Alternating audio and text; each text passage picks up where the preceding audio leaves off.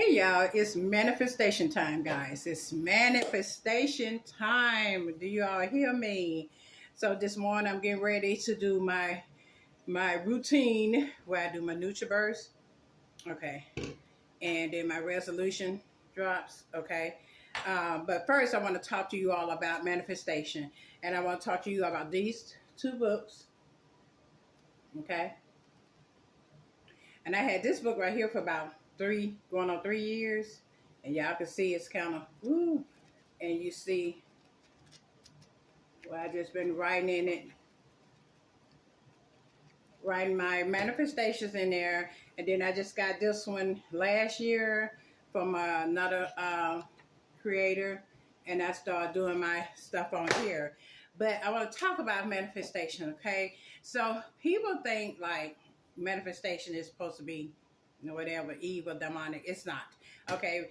It's telling you to write down what you want to see happen in your life. You write it down 3 times in the morning, I think another 3 times in the afternoon, then 3 times in the evening, right? You write down what you want to see, right? So God said, write your vision down and make it plain. Did he not?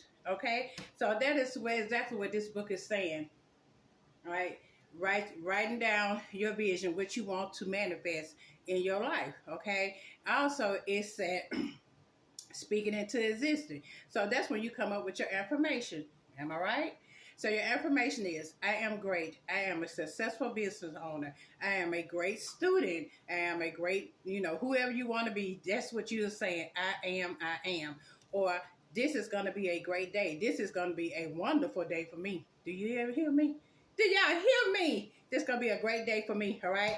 So inside of the miracle journey also, but um, we're gonna do I want to do a 7-day manifestation um, journey, and I did this when I had my Facebook group, my home care Facebook group, and I did a 7-day manifestation week, and we talked about what we want to do in our business, what we want to manifest in our business with taking action in our business, right? So some of the things I've been manifesting to come into my life through this right now it's 3.5 years. It's going on 4. So I went on this spiritual awakening journey about 3.5 years ago, and I was trying to see where where I want to be, and what else that God has for me. And I went to seeking God, right? I went to seeking God like no other. And when I went to seeking him, things came up like, Habakkuk 2 and 3, write your vision down and make it plain. And then books like this start coming up. And I think it's several books like this start coming up. And like I said, this one is old. You can see stuff all over it. It's about 3.5 years old since I had got it, right? So I started going on that journey, seeking God. I started learning things. I started learning about the giants, and started learning about Moses and the murmuring and complaining, and that Moses couldn't go over to the promised land because he was doing a lot of murmuring and complaining, right? So God wants us to listen to him and take his advice, take his guidance, and move with him, and not question what he is doing in our life. Now I know sometimes we feel like, Lord, no, I don't came to a house, I don't came to a stall. What's going on? But no, you're in the right place. You're in the right place at the right spot where God have you, where he can train you and mold you. He took you out of some situations. He's what do you call it? What is it? I can't think of that word. But anyway, he's redoing your brain. He's redoing your brain, you know what I'm saying? So you can be on top of your game this next go round, right? So in this next season, manifest what you want to happen. I want you all to do a 1 year goal, 1 year goal, and then I want you to turn around and write a 2 year goal. So they're gonna be 3 now.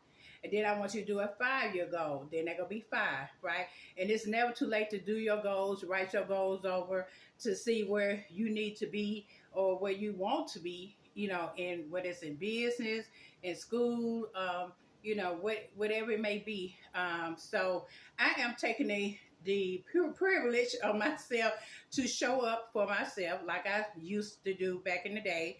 And I said I got to get back at it because it's enough of being in that depressed state, that feeling sorry, woe is me. It's over with now, so it's time to get back together with yourself. You know, make sure you work on yourself and work on what you need to work on with yourself.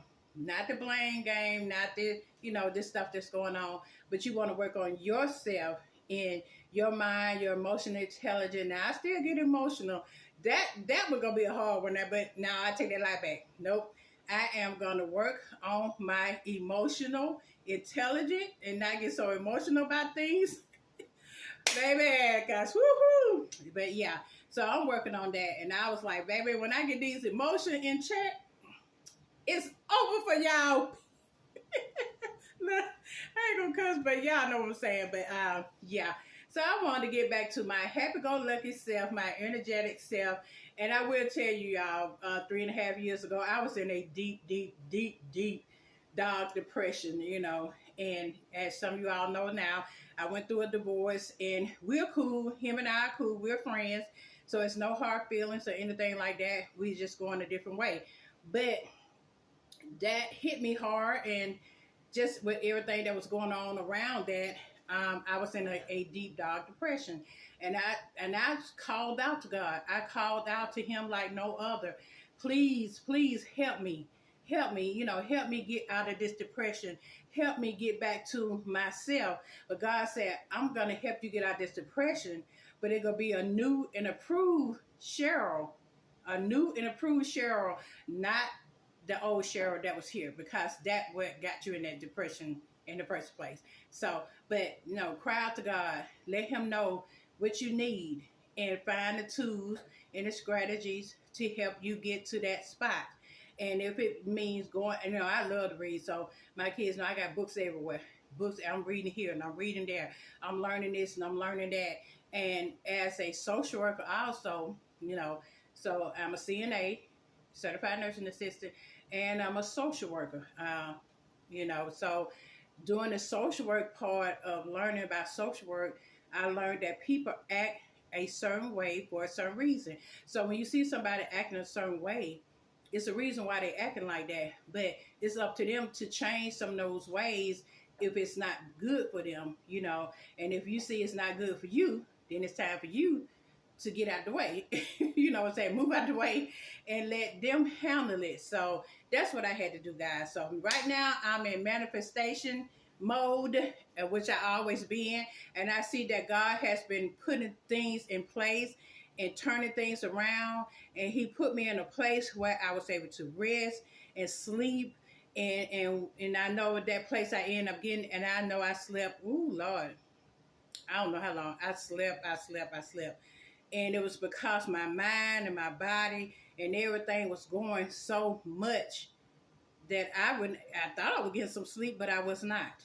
And when I was able to get in a place where I was in solitude and around family, and you know, who enjoy my company, I enjoy theirs, and I was just like, thank you, God. You know, I needed this, because if I had to stay where I was, I don't know what could have happened. But anyway, nothing bad, but you know what I mean.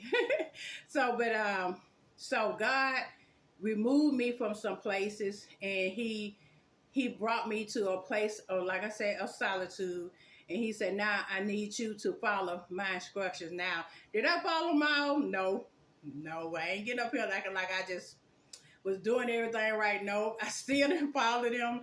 And I was going to, you know, these 3.5 years, like I said, I started kind of getting off track and started getting distracted again. So I told God, don't let me get too distracted.